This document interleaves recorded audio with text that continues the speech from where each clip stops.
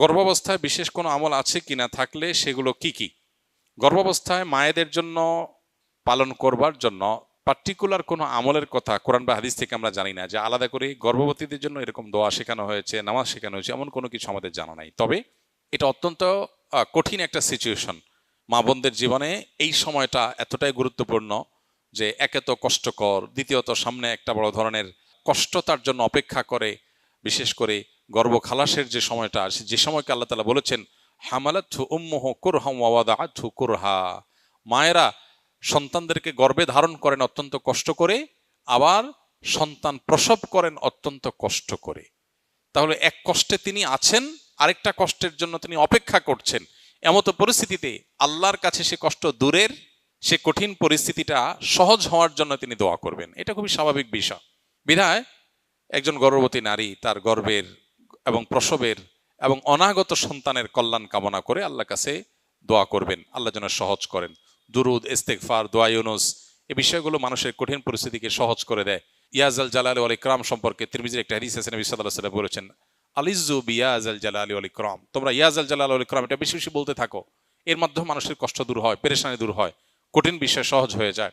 আর দোয়া ইউনুস, লা ইলাহা ইল্লা আনতা সুবহানাক ইন্নী কুনতু মিনাজ জালিমিন, এটা ইউনুস আলাইহিস সালাম আল্লাহর কাছে পেশ করার পর আল্লাহ তাআলা তার কষ্ট দূর করেছেন। আল্লাহ তাআলা বলেছেন ওয়াকাযালিকা নুনজিল মুমিনিন, ঈমানদারদেরকে এইভাবে আমি কষ্ট দূর করব। এইজন্য একজন গর্ভবতী মা তিনি আল্লাহর কাছে দোয়া ইউনুস পড়তে পারেন, দুরূদ পড়তে পারেন, ইস্তিগফার করতে পারেন, ইয়াজাল জালাল ইকরাম পড়তে পারেন, সাধারণভাবে দোয়া করতে পারেন যেন আল্লাহ তাআলা তার কঠিন বিষয়টাকে সহজ করে দেন এবং অনাগত সন্তান যেন নেক হন।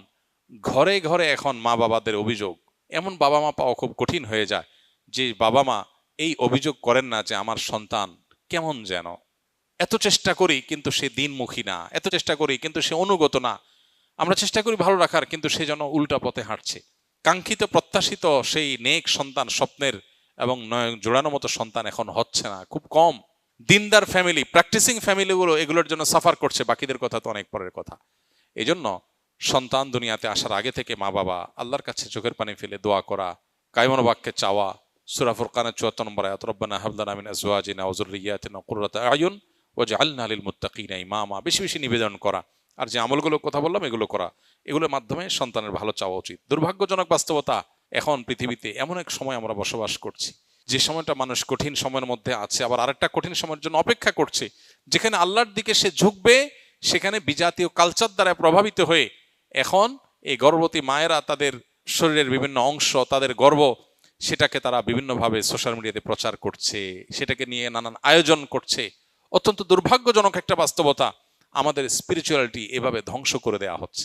অত্যন্ত গর্হিত যে সমস্ত কৃষ্টি কালচার আছে সেগুলো আমাদের সমাজে প্রবেশ করে দেওয়া হচ্ছে। যা পাচ্ছি আমরা সোশ্যাল মিডিয়াতে গোগ্রাসে গিলছি, একটি বার নিজের বিবেককে জিজ্ঞাসা করার ফুরসতটুকু পাচ্ছি না যেটা কতটা যৌক্তিক কাজ, কতটা ভালো কাজ, অনেক নির্লজ্জের মতো কাজ, আমরা সেটাকে ওয়েলকাম করছি। বিশেষ করে এই গর্ভাবস্থা মায়েদের এটাকে নিজের গর্ভের অবস্থাকে প্রকাশ করা, ছবি তুলে আপনার সোশ্যাল মিডিয়াতে পোস্ট করা এবং এটাকে ঘিরে বিভিন্ন আয়োজন করা, এই বিষয়গুলো অত্যন্ত দুর্ভাগ্যজনক বাস্তবতা। আমরা যা করছি তার ফসল আমরা কড়ায় গন্ডায় বুঝে পাচ্ছি। ঘরে ঘরে এখন সন্তানদের বিপদগামিতা, তাদের পথহারা হওয়া, আমাদের এই অঞ্চলে মানুষের বিশেষ করে মুসলমানদের সন্তানদের যে ভালো গুণগুলো ছিল সেগুলো আস্তে আস্তে হারিয়ে যাচ্ছে। আমরা আমাদের বাবা মার জন্য যতটা ভালো, আমাদের সন্তানরা আমাদের জন্য ততটা ভালো নয়। অথচ আমাদের বাবা মারা আমাদেরকে এত সুখ শান্তির উপকরণ দিতে পারেন নাই, আমরা আমাদের সন্তানদেরকে যতটা দিতে পেরেছি। তাহলে গ্যাপের জায়গাটা কি, খুবই পরিষ্কার। তো এই জায়গাগুলোকে আমাদের মাথায় রাখা দরকার এবং আল্লাহ তাআলার কাছে খুব বেশি রুজু হওয়া দরকার। ফরজ গোসলের সুন্নাহ সম্মত সঠিক নিয়ম কি? কারণ গোসল ফরজ হলে শরীরে বা কাপড়ে কোথাও নাপাক লেগে থাকলে সেই অংশটাকে আগে ধুয়ে ফেলা, ভালো করে ধুয়ে নাপাকটা দূর করে ফেলা।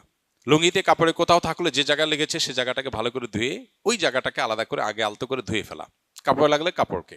এরপরে দ্বিতীয় যে কাজ হবে সেটি হলো উত্তম রূপে অজু করা। এখন নাপাক যেটা ধুইতে বলা হলো, এটা যদি কারোর কাছে চিহ্নিত না থাকে তাহলে সেক্ষেত্রে পেরেশানের কোনো কারণ নাই। যদি চিহ্নিত থাকে, চেনা যায় কোন জায়গা নাপাক, তাহলে সে জায়গাটা ধুয়ে ফেলা। আর যদি হারিয়ে যায়, মিশে যায় অন্য সাধারণ জায়গার সাথে, কাপড়ের সাথে, তাহলে তো কিছু করার নেই। এক্ষেত্রে দ্বিতীয় কাজ হবে হলো অজু করা, উত্তম রূপে অজু করা। অজুর ক্ষেত্রে 2 হাতের কবজি 3 বার ধুয়ে 3 বার কুলি করে নাকে পানি দিয়ে, কুলিতে গড়গড়া করে কুলি করা, এটা ফরজ গোসলের সাথে সংশ্লিষ্ট গুরুত্বপূর্ণ একটা বিষয়। নবী করিম সাল্লাল্লাহু আলাইহি ওয়াসাল্লাম বলেছেন, ওয়াবালিগ ফিল ইস্তিনশাক ইল্লা আন তাকুনা সাইমা। তুমি যখন গোসল করবে ফরজ গোসল, তখন তুমি ভালো করে গড়গড়া করে কুলি করবে। নাকে পানি দেওয়াটা ভালো করে নাকে পানি দিতে হবে। কিন্তু যদি রোজাদার হয় তাহলে খুব বেশি গড়গড়া করে কুলি করতে গেলে পানি ভেতরে যেতে পারে, সেজন্য রোজাদারের জন্য এটা নাই।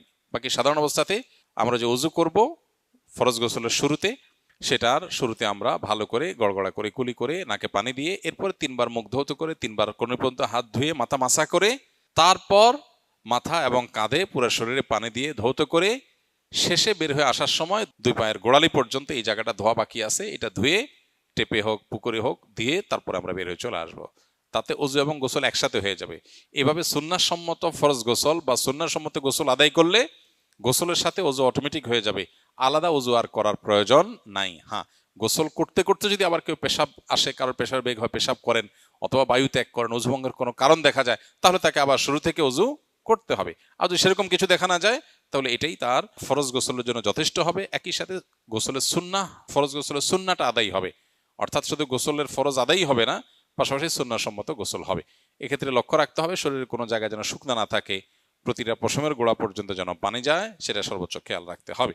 মনের আশা পূরণ হওয়ার কোনো দোয়া আছে কিনা, থাকলে কি আল্লাহ তাআলার কাছে যে বিষয়ে আপনি ভালো কিছু আশা করেন সেটার জন্য আল্লাহ তাআলার কাছে দোয়া করবেন। দোয়া কবুলের জায়গাগুলো জুমার দিন আসরের পর, ভোর রাত তাহাজ্জুদের সময়, 5 ওয়াক্ত নামাজের পর, বৃষ্টির সময়, এই সময়গুলো দোয়া কবুল হয়। দোয়া কবুল আরো বেশ কিছু সময় আছে, উপলক্ষ আছে, এগুলোতে আল্লাহর কাছে দোয়া করবেন। আর আল্লাহর কাছে যখন নিজের মনের ভালো চাওয়াকে পূরণ করার জন্য কমন কিছু দোয়া আছে। আল্লাহুম্মা ইন্নী আসআলুকা মিনাল খাইরি কুল্লি আজিলিহি ওয়া আজিলিহি। আল্লাহ, আপনার কাছে যত ভালো আছে, নগদ ভালো, দূরবর্তী ভালো, দুনিয়ার ভালো, আখিরাতের ভালো, সব রকমের ভালো আপনার কাছে চাই। এই যে সব রকমের ভালো একসাথে চেয়ে ফেললেন। ওয়া আউযু বিকা মিনাশ শাররি কুল্লি আজিলিহি ওয়া আজিলিহি। আল্লাহ, আপনার কাছে মন্দ থেকে পানা চাই, দুনিয়ার মন্দ, আখিরাতের মন্দ, নগদ মন্দ, দেরির মন্দ, সবগুলো থেকে পানা চাই। তো এইভাবে আল্লাহ তাআলার কাছে অনেক দোয়া আছে যে দোয়াগুলোর মাধ্যমে আমাদের সমস্ত যাবতীয় কল্যাণ আল্লাহর কাছে আমরা চেয়ে নিতে পারি।